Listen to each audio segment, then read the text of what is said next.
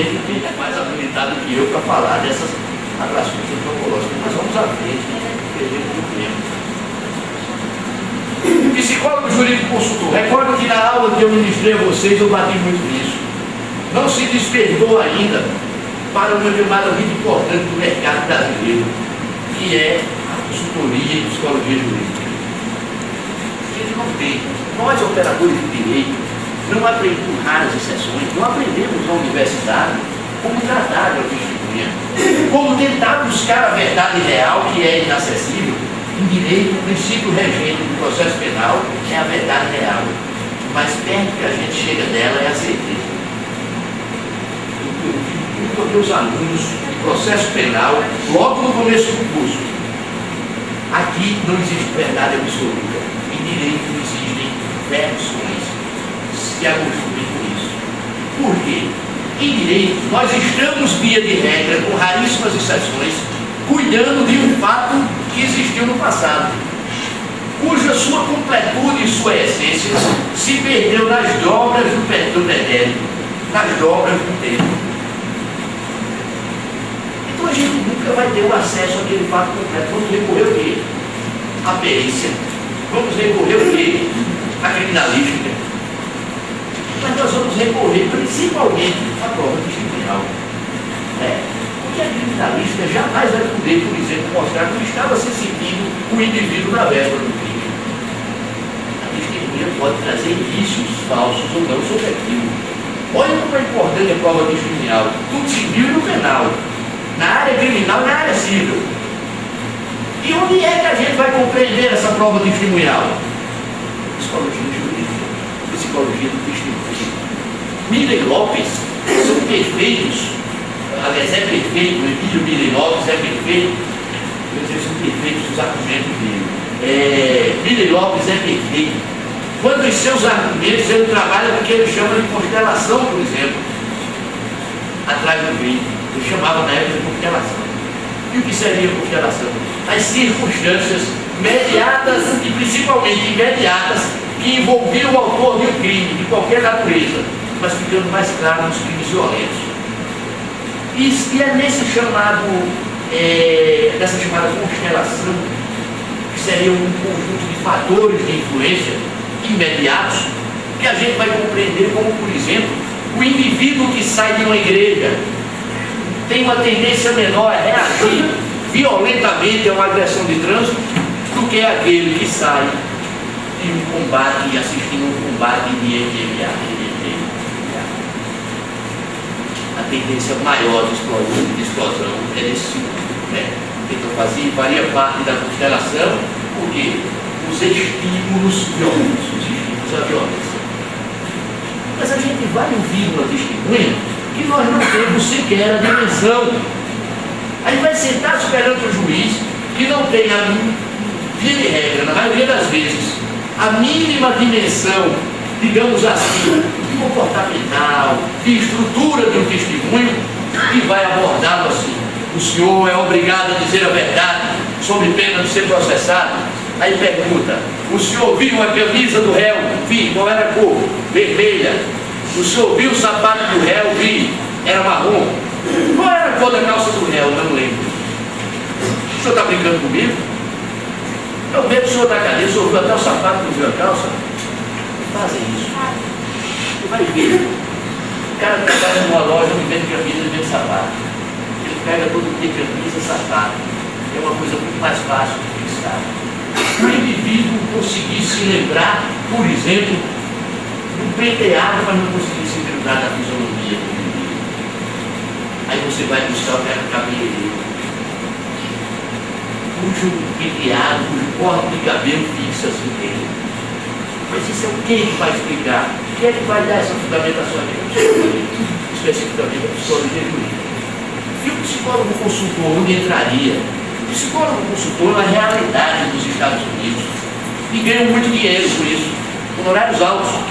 Eles se preparam não é para mascarar a verdade, porque isso é crime. Não pode.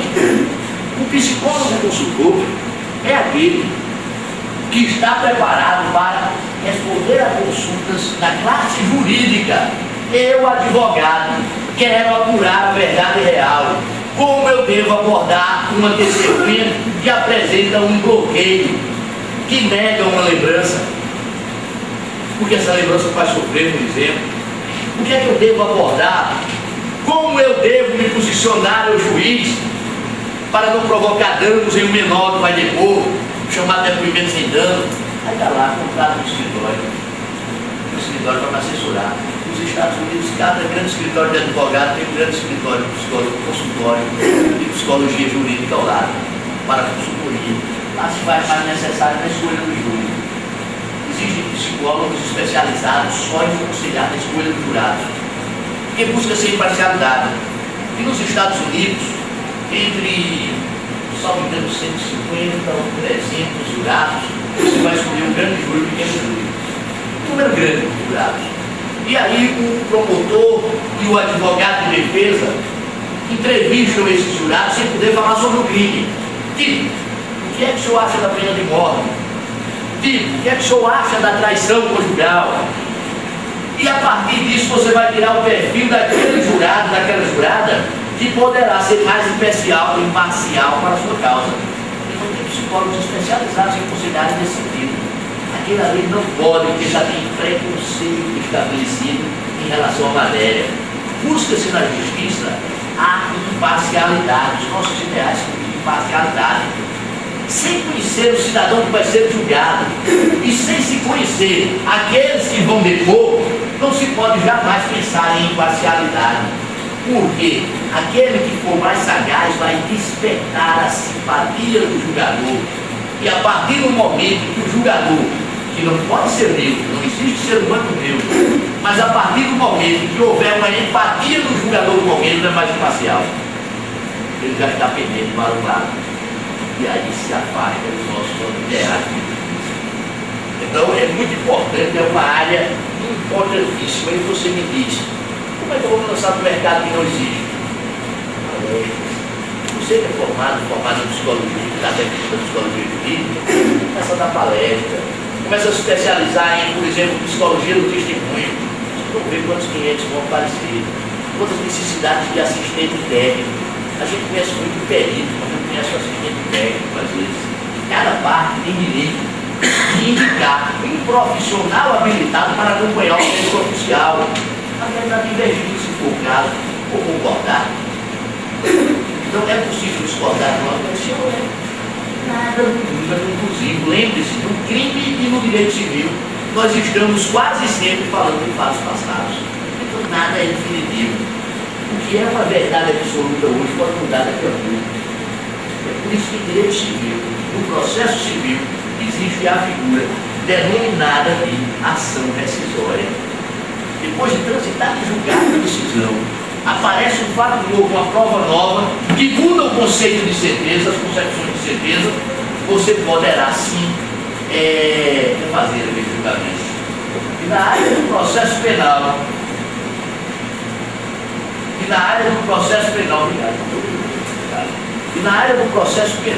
nós temos a revisão criminal, que a qualquer tempo pode ser intentada, desde que apareça um fato novo, uma situação nova, uma recusência, ou que mostra a ilegalidade daquela prova que fundamentou a condenação. Temos um caso tradicional aqui no Estado, o caso do assassinato, do homicídio de Delmiro Gouveia. O acusado, condenado, depois de pena cumprida, falecido há muitos anos, a família querendo reerguer o seu nome diante da sociedade, contratou um dos maiores criminalistas que já passaram no Estado de Alagoas, o professor Antônio Aleixo, pai de Albuquerque, nosso professor. O professor Antônio Aleixo começou a coligir provas de que houvera um erro judiciário. E aí, a memória foi resgatada daquele que foi condenado como assassino de Delmiro Gouveia em sede de revisão criminal. Eu vejo como é importante até para a postura ante esta prova o aconselhamento psicológico. E eu ainda vou além, ainda tem uma outra forma de atuação do psicólogo. Nós advogados e advogadas, principalmente da área criminal e de família, de direito de família, internalizamos muito problemas que nos são trazidos pelo escritório.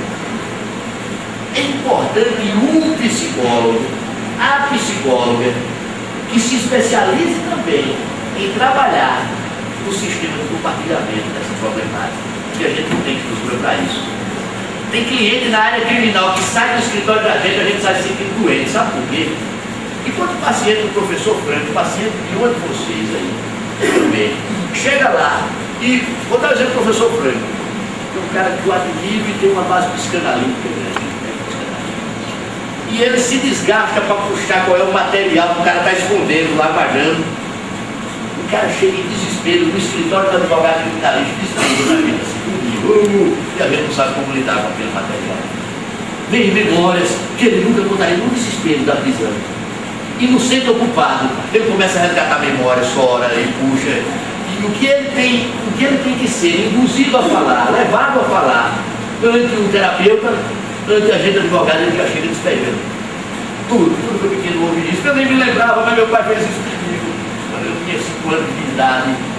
E a gente não sabe como lidar com esse material, então a gente precisa de ter. Você sabe que esse território, a gente precisa de ter uma estrutura. Então, seria interessante também o psicólogo que a partir dessa área jurídica também tivesse a concepção de compreender muito os problemas internalizados pelo advogado. O de família e o penal é o que sofre mais com isso. São os que sofrem mais com isso. Quando aparece os filhos, apareceu um cliente uma vez lá, o pessoal do mundo aqui me ficou, que o advogado nem queria pegar a porta da moça. A moça me acordava 1h da manhã, dizendo que tinha descoberto um plano para me matar. A história dela era um plano para matar ela. Estavam jogando uma fumacinha na minha casa. E eu me apertava, não sabia como lidar com aquilo. Sofria muito ela, sofria, as pessoas não queriam vir. Eu ficava vindo até 7 horas da noite dentro do escritório, mas eu saía fisicamente abalado. Eu vi. E aí comecei a ler algum livro de alguns psiquiatras. E só consegui melhorar a situação porque eu comecei a entrar no delírio dela. Ela ligava para mim 1h da madrugada dizendo: olha, passou por aí, tem fulano, ciclano, pessoas que eram até minhas amigas. E estão lançando essa fumacinha. E aí eu dizia: olha, eu descobri um quimicamente meu em Brasília, e ele já pode ficar tranquilo, que ele já me deu aquilo. Como é esse antídoto? Eu não posso me dizer porque ele não me disse. Ah, mas eu preciso saber, porque não joga em mim também. A senhora não se preocupe, vou mandar passar a noite aí. E com essa coisa eu comecei sabe, eu vou precisar de um laudo do psicólogo para a gente desmascarar essas pessoas. Porque eu absurdo que eu fazendo com a senhora. E ela foi o psicólogo passou como psiquiatra, e essa coisa, graças a Deus, se apresenta bem. Mas podia estar dizendo que ia ser só um transtorno paranoico, não podia estar desenvolvendo uma base paranoica que já tivesse, não é? Mas eu estou dizendo, repara, aí uma pessoa dessa chega lá e você pode cobrar, se não saia daqui, porque o senhor está com doidice, matou, cara. É mais um psicopata, o antissocial, que não vai ao escritório, ao consultório de vocês, psicólogos, só vive nos escritórios da gente, advogado. Ele, olha, chega assim de muito. E não chegam só para se defender, não. Às vezes são vítimas.